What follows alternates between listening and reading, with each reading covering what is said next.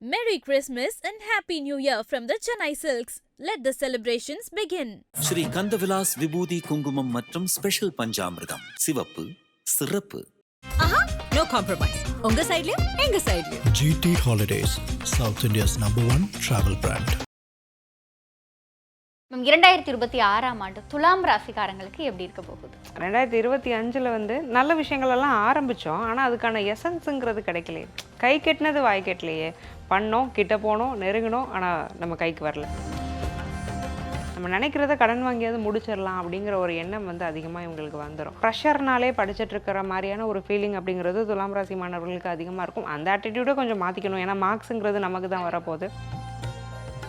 துலாம் ராசிக்காரங்களுக்கு காதல் ஸ்தானத்தில் போய் உட்கார்ந்துட்டு இருக்கிறது யாருன்னா ராகு. ஸோ தப்பான நபரை நம்பி ஏமாறுவோம். ராகுங்கிறது என்னது? மாயை, இலூஷன். கொஞ்ச காலத்துக்கு அப்புறம் தெரியும், என்னடா இதில் என்ன, எதுக்காக போய் நம்ம இப்படி விழுந்தோம், என்ன இருக்குன்னு நம்ம லவ் பண்ணோம், எதனால் இவ்வளோ தூரம் பண்ணோம், எதுக்கு இவ்வளோ கஷ்டப்பட்டோம்.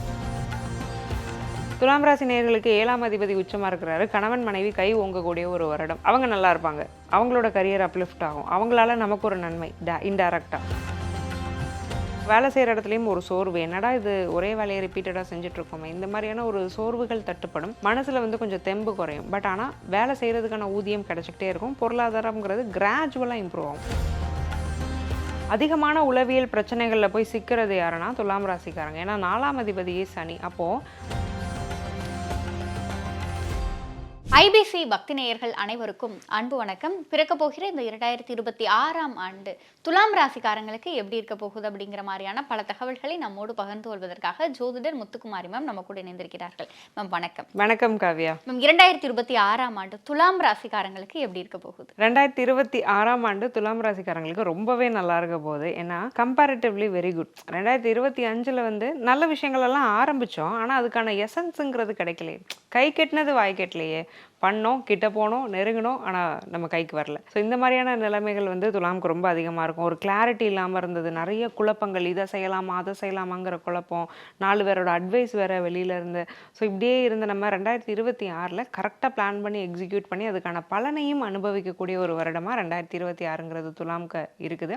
பொருளாதார முன்னேற்றம் அப்படிங்கிறது துலாமுக்கு நிச்சயமாக 2026 இருக்கு. துலாம் ராசியில் இருக்கிற ஆண்களுக்கு இந்த வருஷம் எப்படி இருக்கு? 2026 ஆண்டை பொறுத்த வரைக்கும் துலாம் ராசி ஆண்கள் அதிகமாக கவனமாக இருக்க வேண்டியது எக்ஸ்பென்ஸில். ஏன்னா செலவழிச்சிட்டே இருப்பாங்க. 12ஆம் இடம் புதன் உட்கார்ந்துருக்கிறது சனியோட வீட்டில், சனி இருக்கிறது துலாமுக்கு 6ல். அப்போ கடன் வாங்கியாவது செலவழி, நம்ம நினைக்கிறத கடன் வாங்கியாவது முடிச்சிடலாம் அப்படிங்கிற ஒரு எண்ணம் அதிகமாக இவங்களுக்கு வந்துடும். 6ஆம் இடம் லக்னம், ராசிநாதன் எல்லாரும் ஒருத்தரோட ஒருத்தர் இன்டர் கனெக்ட் ஆகிருக்கிறதுனால தயவு செஞ்சு செலவழிக்கக்கூடிய ஒவ்வொரு ரூபாய்க்கும் நீங்கள் கணக்கு வச்சு செலவழிக்கிறதுங்கிறது ரொம்ப நல்லது. கணக்கு வழக்கே இருக்காது.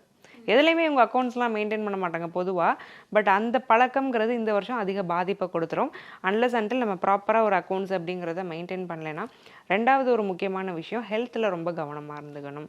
ஸோ இவ்வளோ நாள் நான் ரொம்ப ஹெல்த்தியாக இருந்தேன் அப்படிங்கிறதுக்காகலாம் ரிஸ்க் எடுக்கக்கூடாது. 6ஆம் இடம் வலுவாக இருக்கிறதுனால எலும்பு மஜ்ஜைகள் சம்மந்தமான பிரச்சனைகள், வேகமாக நடந்துட்டு இருக்கும்போது ஸ்டார் கேஸில் கூட கொஞ்சம் கால் பிறன்றது, இந்த மாதிரியான பிரச்சனைகள் வரதுக்கான வாய்ப்புகள் ரொம்ப அதிகம். முட்டுக்கு கீழே கால் பாதத்தில் ஸ்போர்ட்ஸ்லலாம் இருக்கிறீங்க அப்படின்னா ரொம்ப கவனமாக இருந்துக்கங்க. துலாம் ராசி பெண்களுக்கு இந்த வருஷம் எப்படி இருக்கும்? துலாம் ராசி பெண்களுக்கு இந்த குறிப்பிட்ட வருடம் எப்படி இருக்குது? பெண்களுமே ஈக்குவலாக ஹெல்த்தில் கவனமாக இருக்கணும். ஆல்ரெடி சொன்ன மாதிரி ஹார்மோன்ஸுக்கு காரகமான கிரகம், அதுவும் ஸ்ட்ரெஸ் ஹார்மோன்ஸுக்கு காரகமான கிரகமான சனி 6ஆம் இடத்துல இருக்கிறதுனால துலாம் ராசி பெண்கள் ஹார்மோனல் இஷ்யூஸ்க்கு ஆட்பட வேண்டிய ஒரு அமைப்புங்கிறது அதிகமாக இருக்குது. ஸோ ஒரு தைராய்டு, பிசிஓடி மாதிரியான பிரச்சனைகள்லாம் வர்றதுக்கான வாய்ப்புகள் ரொம்ப அதிகம்.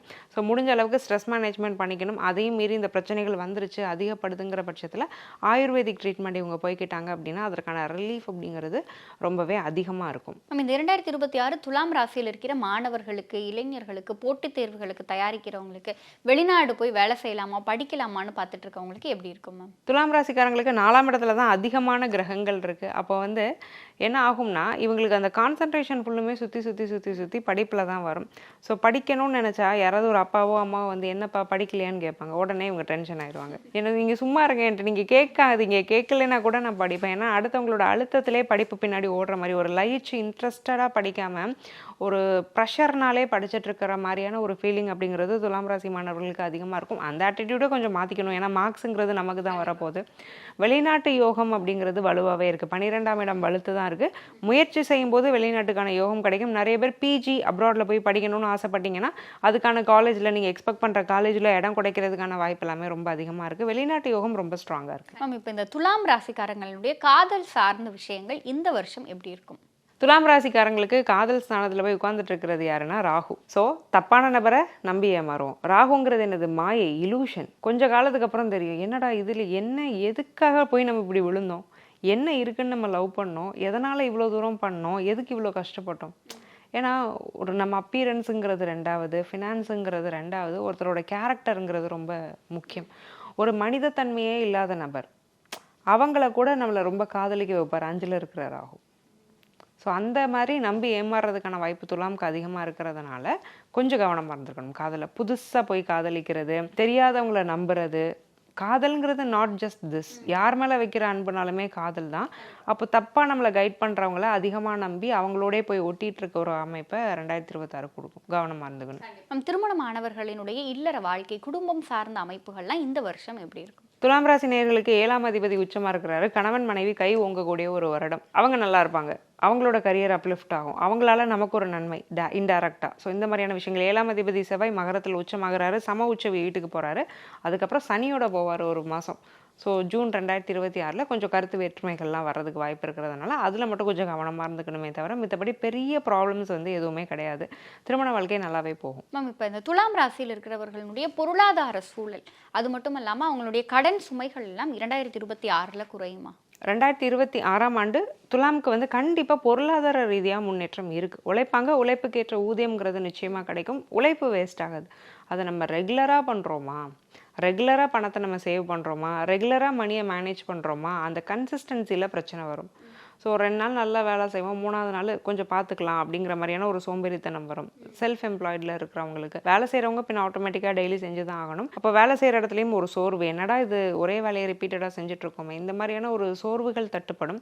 மனசில் கொஞ்சம் தெம்பு குறையும். பட் ஆனால் வேலை செய்கிறதுக்கான ஊதியம் கிடைச்சிக்கிட்டே இருக்கும். பொருளாதாரங்கிறது கிராஜுவலாக இம்ப்ரூவ் ஆகும், படிப்படியாக முன்னேற்றம்ங்கிறது. துலாம் ராசிக்காரங்களுடைய மனசில் துன்பத்துக்கு மேலே துன்பம், என் வாழ்க்கையில் அந்த சந்தோஷன்ற காற்று வீசவே மாட்டேங்குதே அப்படிங்கிற அந்த ஒரு கவலை இருக்குல்ல மேம். பொதுவாக அவங்களுடைய மனம் ரீதியாக அவங்க ஒரு தைரியமாக இருக்கிறதுக்கும் தெம்பாக இருக்கிறதுக்கும் இந்த வருஷம் என்ன செய்யணும்? அதிகமான உளவியல் பிரச்சனைகளில் போய் சிக்கிறது யாருன்னா துலாம் ராசிக்காரங்க. ஏன்னா 4ஆம் அதிபதியே சனி. அப்போது துலாமுக்கு இருக்கிற ஒரே ஒரு பிரச்சனை என்ன தெரியுமா? Low self esteem. தான் யாருன்னு தனக்கே தெரியாது. உடனெல்லாம் நான் எந்த இடத்துல வச்சுருக்கேன்னு தெரியுமா அப்படிம்பாரு 7Gயில் அவர் ஹீரோ சொல்லுவார். ஸோ அந்த மாதிரி உனக்கு ஒரு ரேஞ்ச் என்னன்னே புரிய மாட்டேங்குதுங்கிற மாதிரி துலாமுக்கு அவங்களோட ரேஞ்சே புரியாது. ரொம்ப தன்னை குறைச்சி மட்டம் தட்டி மதிப்பு போட்டு வச்சுருப்பாங்க. ஏன்னா இவ்வளோ தான், எனக்கு பார்க்க நல்லா தான் இருப்பாங்க, நான் நல்லாவே இல்லைம்பாங்க. நல்லா படிச்சிருப்பாங்க, எனக்கு அறிவே இல்லைம்பாங்க. நம்பவே மாட்டாங்க. ஸோ தன்னை பார்த்தினா அந்த செல்ஃப் எஸ்டீமை உயர்த்திக்கணும். அதை உயர்த்திக்கும் பட்சத்தில் 2026ங்கிறது ரொம்ப நல்லா இருக்கும். ஸோ ராசிநாதன் சுக்கிரனே 4ஆம் இடத்துல தான் உட்காந்துருக்கிறாரு. உளவியல் ரீதியாக நல்ல மாற்றங்கள் வருமானா வரும். நிறைய விஷயங்களை உணர்வாங்க, தன்னை பற்றின ஒரு கான்ஃபிடென்ஸ் வரும். ஸோ அந்த தைரியத்தை துலாம் உணர்ந்து வளர்த்துக்கிட்டாங்க அப்படின்னா 2026 இன்னும் நல்லா இருக்கும். மேம், 2026 துலாம் ராசிக்காரர்கள் செய்ய வேண்டிய வாழ்வியல் பரிகாரம் அப்படின்னா அது என்ன பரிகாரம்? 2026ஆம் ஆண்டு துலாம் ராசிக்காரங்க நிச்சயமாக செய்ய வேண்டிய வாழ்வியல் பரிகாரம் வெள்ளை மொச்சன்னு இருக்கும் ஒரு தானியம். ஸோ அதை வாங்கி தானம் பண்ணுறது நல்லது. அதை அடிக்கடி உங்கள் டயட்லேயுமே சேர்த்துக்கிட்டே இருந்தாங்கன்னா நல்லது. இனிப்பான பொருட்களை சின்ன குழந்தைங்களுக்கு வாங்கி கொடுக்கறது நல்லது. கல்யாணம்னு ஏதாவது ஒன்று நடக்குது, கல்யாணம், காது குத்து, விசேஷம்னு சுபகாரியங்கள்லாம் நடக்கும்ல, சொந்தக்காரங்க வீட்டில் போய் நடந்ததுன்னா அதில் சந்தோஷமாக பார்ட்டிசிபேட் பண்ணி அங்கே சில வேலைகள் செய்கிறது. அண்டர்லைன் இந்த வேர்ட் சந்தோஷமா.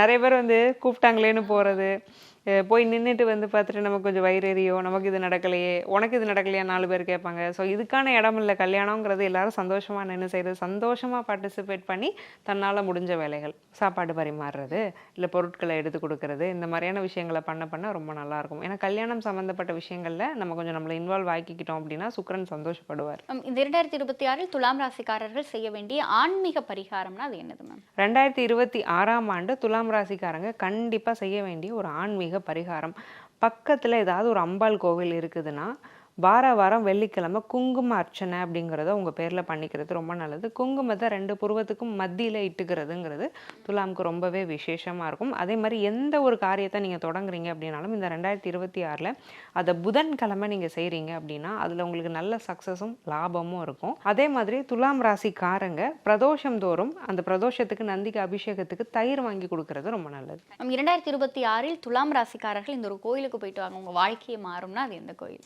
2026ஆம் ஆண்டு துலாம் ராசிக்காரங்க இந்த குறிப்பிட்ட கோயிலுக்கு போய் வழிபாடு செஞ்சுட்டு வராங்கன்னா அவங்க லைஃப்பில் வந்து நிறைய நல்ல சேஞ்சஸை நம்ம பார்க்கலாம்.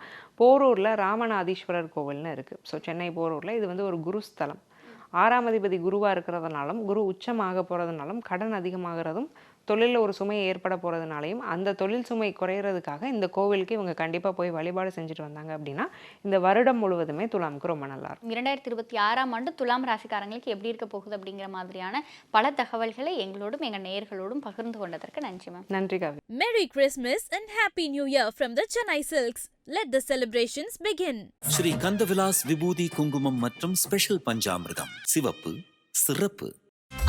No compromise. உங்க சைடுலயும் எங்க சைடுலயும். GT Holidays, South India's #1 travel brand.